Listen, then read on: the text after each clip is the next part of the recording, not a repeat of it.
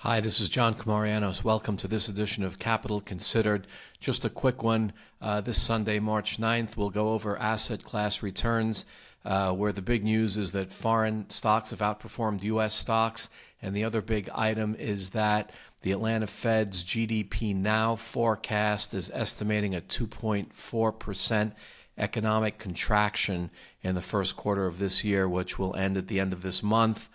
It's generally accepted, a kind of unofficial definition that a recession is 2 straight quarters of GDP contraction. We'll see if we get one this quarter. But first of 2 slides up, let's go through asset class returns. U.S. stocks represented by the S&P 500 down 1.66% this year through March 7th. All our data is through March 7th, Friday. Not a big decline, but perhaps noteworthy given that U.S. stocks have been up strongly for 2 straight years. Small cap stocks down even more, 6.76%. That is a noteworthy decline for not even the first quarter of the year being over. Some shops like Research Affiliates in Newport Beach, California, think small cap stocks will outperform their large cap counterparts in the future. That doesn't mean the rest of this year, next year, the year after. It means the next 7 to 10 years, the next longer term period.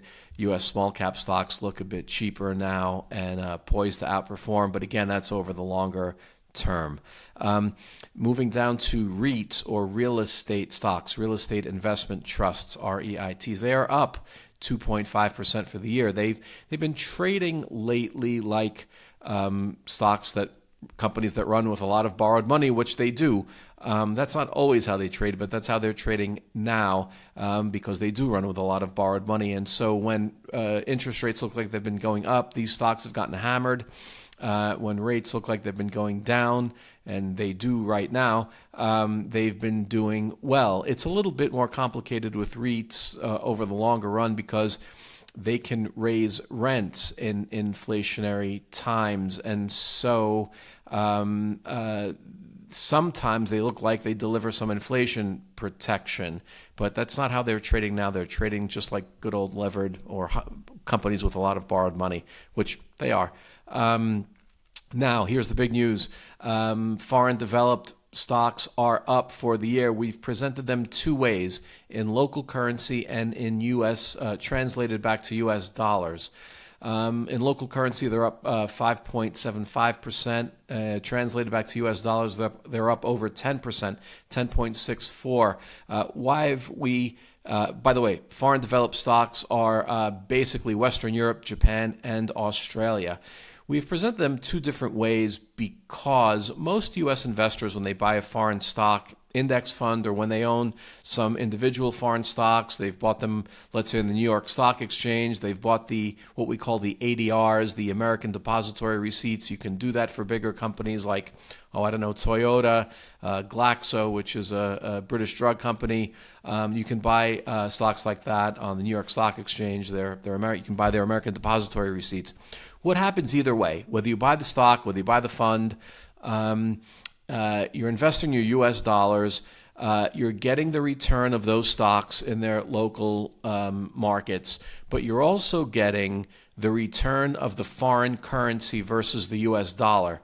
So if the foreign currency strengthens and the dollar weakens, you're going to get an added boost to your return. And that's exactly what's happened. The dollar has declined in value versus a whole host of foreign currencies this year. And so the index looks quite different, both up in both cases, but up to a larger magnitude when you translate it to U.S. dollars. Donald Trump, maybe it's noteworthy to say at this point in his recent address, didn't say he wanted a weak dollar. Almost no politician ever says that. But someone who wants to export a lot does want a weaker dollar or a stronger foreign currency because you're exporting, you're getting paid by foreign currencies. You want those foreign currencies to be healthy and strong. And so foreign currencies finally doing well against the dollar, which has had a really long, really strong run, and foreign stocks doing better. Moving down the list, we go to bonds. Bonds also perhaps forecasting recession, like the Atlanta Fed. U.S. bonds represented by the Bloomberg U.S. aggregate. These are investment-grade bonds, high-quality bonds, treasuries, mortgage-backed securities, and higher quality investment-grade corporates. Those are up 2.15% for the year through March 7th. Junk bonds also up 1.76%. Municipal bonds up 0.97. Keep in mind that that's a good return for municipal bonds, even though it looks lower than regular U.S. bonds, Bloomberg U.S. aggregate, because municipal bonds pay you interest that's federal and in some cases state tax free. So the coupons are lower, the interest payments are lower. This is a good return for muni bonds. U.S. tips lead the way in the bond categories we've selected, up 2.6% for the year. You'll recall we had a long interview with Brett Aarons discussing tips and how well priced they were not too long ago.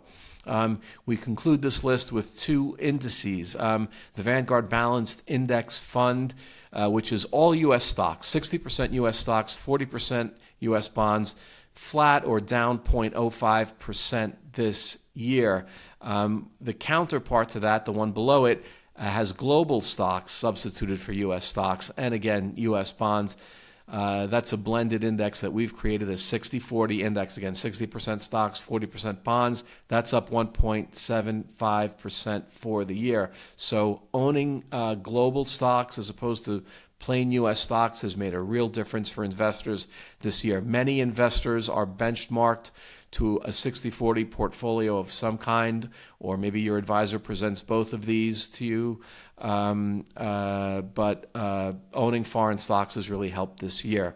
And the second and last slide shows you why. The U.S. markets have been carried by what we call the Magnificent Seven large tech stocks.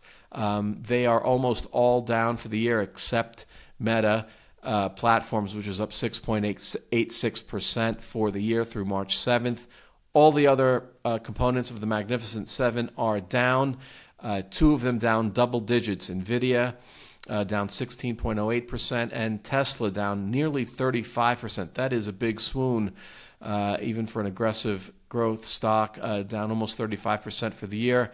Elon Musk, of course, involved with the government, trying to cut costs. It remains to be seen whether board members of Tesla and investors may clamor for him to return his attention to the company. That's a big decline. So that's the news. GDP Now forecast from the Atlanta Fed, forecasting a 2.4% contraction in the economy. Bonds certainly reflecting that. U.S. stocks down, being outperformed for the first time in recent memory by foreign stocks, and also foreign currencies doing better. This is John Comarianos for Capital Considered signing off. Thank you for watching. Please click like and subscribe. Thanks very much.